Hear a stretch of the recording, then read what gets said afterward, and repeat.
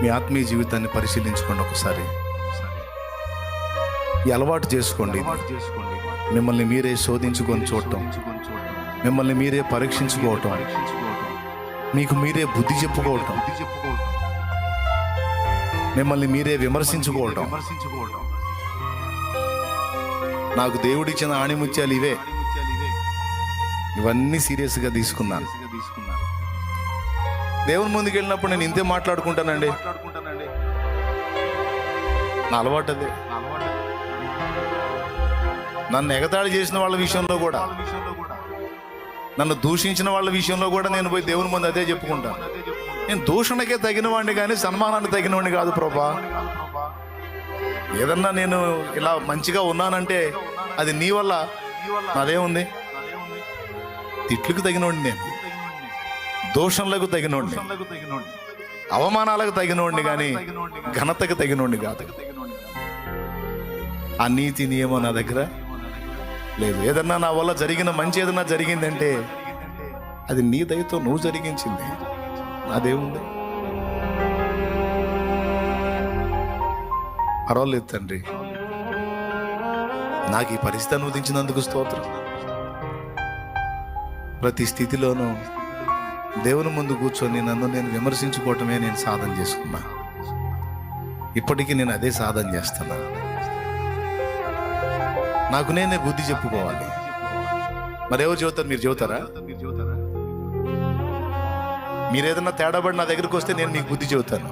మరి నాకెవరు చెప్తారు? దేవుడు. తర్వాత నాకు నేనే. బోధకుడా నీకు నువ్వే బోధించుకొనవా అంటాడు. నిజమే. ఇలాంటి మనస్తత్వాన్ని సాధన చేయటం ఎంత మంచిది. దేవా, అలాంటి వ్యక్తిత్వాన్ని నాకు ఇవ్వయ్యా అని ప్రార్థన చేయి. నువ్వు పడుతున్న ఇబ్బందులకు ఎవరినో కారణం చేయొద్దు, ఎవరినో ద్వేషించొద్దు, ఎవరినో విమర్శించొద్దు, ఎవరినో శోధించొద్దు. నువ్వు అనుభవిస్తున్న పరిస్థితులకి నీలోనే లోపాలు ఉన్నాయి, నీలోనే పొరపాట్లు ఉన్నాయని గుర్తించి దిద్దుకో. దేవుడు అన్యాయస్తుడు కాడు. నిన్ను నువ్వు విమర్శించుకొని దిద్దుకున్నడలా తీర్పు నుంచి నిన్ను తప్పించి ఆశీర్వాద పదంలోకి నేను తప్పనిసరిగా నడిపిస్తాను. ప్రార్థన చేద్దాం రండి.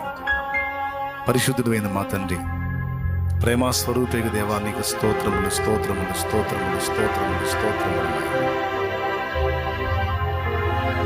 క్రైస్తవ్యంలో ఉన్నటువంటి ఒక సుందరమైన శుభలక్షణం ఇదే. ఈరోజు ఈ విషయాన్ని ఎత్తి మాట్లాడినందుకు నీకు స్తోత్రం.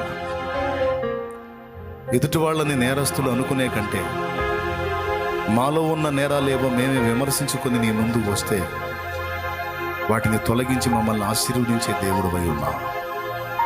అంతేకాదు, విశ్వాస పరిధి కూడా మాలో విస్తరించాలని కోరుకుంటున్నాం. భక్తుల వల్ల నిన్ను కూడా ఆశీర్వదించాలని నాకుంది, కానీ వారు కలిగి ఉన్న వాటిలో నువ్వు కొన్ని కలిగి లేవు. వాటిని కూడా నీవు సమకూర్చుకోగలిగితే నేను భక్తులకు తోడై ఉన్నట్టు నీకు నువ్వు తోడై ఉందును. నిశ్చయముగా నిన్ను ఆశీర్వదించి గొప్ప చేయ మొదలు పెట్టేదను. అనేకులకు ఆశీర్వాదకరం నేను నిన్ను మార్చేదను. నేను కొన్ని విషయాలు ఈరోజు నాతో మాట్లాడినందుకు నీకు వందనాలు చెల్లిస్తున్నా. నా బిడ్డలతో కూడా నీవు మాట్లాడినందుకు స్తోత్రాలు దేవా. మేము చూసుకోవాల్సిన సంగతులు కొన్ని మాకు నేర్పినందుకు వందనాలు చెల్లిస్తున్నాను. మా బిడ్డలందరినీ పేరు పేరున దీవించము. కొంచెం విశ్వాసం కలిగిన వాడు కొంచెం ఫలమే పొందుతాడు, మరింత విశ్వాసం కలిగిన వాడు మరింత ఫలాన్ని పొందుతాడు. నీ విశ్వాస పరిధిని బట్టి నీ కార్యాలు ఉంటాయని మాట్లాడిన మాటను బట్టి బిడ్డలు అది తీసుకొని విశ్వాస విషయమై అభివృద్ధి చెందడానికి సహాయం వచ్చే. నీ కొరకు గొప్ప కార్యాలు తలపెట్టి గొప్ప కార్యాలు సాధించేటువంటి దృష్టి మా బిడ్డలకు దయచే. స్తుతి, మహిమ, ఘనత, ప్రభావం నీకే చెల్లిస్తూ ఏ విషయాల్లో అయితే బిడ్డలు హెచ్చరింపు పొందారు, గర్వం విషయంలో జాగ్రత్త, అహం విషయంలో జాగ్రత్త అని హెచ్చరింపు పొందారు, మేమందరం దీన మనస్కులమే తగ్గించుకొని ఎదుట నడుచుకోవటానికి మాకు నేర్పించను. దేన్ని బట్టి కూడా మేము గర్వించకుండా వినయంతో, సాధుత్వంతో, మృదుత్వంతో బ్రతకడానికి మాకు కృపనిమ్మని. యేసు ప్రభువా, నీ బిడలంగా వినయాన్ని సాధుత్వాన్ని అలవర్చుకొని బ్రతకడాన్ని కృపనిమ్మని. ఇక్కడ నిలిచిన వారిలో ఎవరు ఏ శ్రమలో, శోధనలో, బాధలో, వేదనలో, ఇరుకులో, ఇబ్బందిలో, రోగంలో ఉన్నారో స్వస్థపరచండి, విడిపించండి, క్షేమాన్ని కలిగించండి, బంధకాలు తెంచివేయండి, బిడ్డలకు సమాధాన స్థితి దయచేయండి. యేసు ప్రశస్త నామమున వేడుచున్నాం తండ్రి, ఆమేన్. పరలోకమందున్న మా తండ్రి, నీ నామం పరిశుద్ధపరచబడును గాక, నీ రాజ్యం మాకు వచ్చుగాక, నీ చిత్తం పరలోకమందు నెరవేర్చినట్లు భూమి అందు నెరవేరును గాక. మాకు కావలసిన అనుదిన ఆహారం నేడు మాకు దయచేయి. మా పట్ల అపరాధం చేసిన వారిని మేము క్షమించున్న రీతి నీవు మా అపరాధములు క్షమించు. మమ్మల్ని శోధంలోనికి తేక దుష్టు నుండి, కీడు నుండి తప్పించు. ఎందుకు చేతనగా రాజ్యము, బలము, మహిమ, శక్తి సర్వం నిరంతరం నీవై ఉన్నావు తండ్రి, ఆమేన్. మన తండ్రి అయిన దేవుని ప్రేమ, ఆయన ప్రియ కుమారుడు, మనందరి ప్రాణప్రియుడైన యేసయ్య శాశ్వత నిత్య కృప, పరిశుద్ధాత్మతోడి మనోహర దివ్య సహవాసం, సమాధానం సమకూడిన మనకు సకల పరిశుద్ధులకు సార్వత్రిక సంఘం అంతటికి సదాతోడే మనందరం నిత్యత్వంలో చేరు పర్యంతము మనల్ని నడిపించును గాక, ఆమేన్.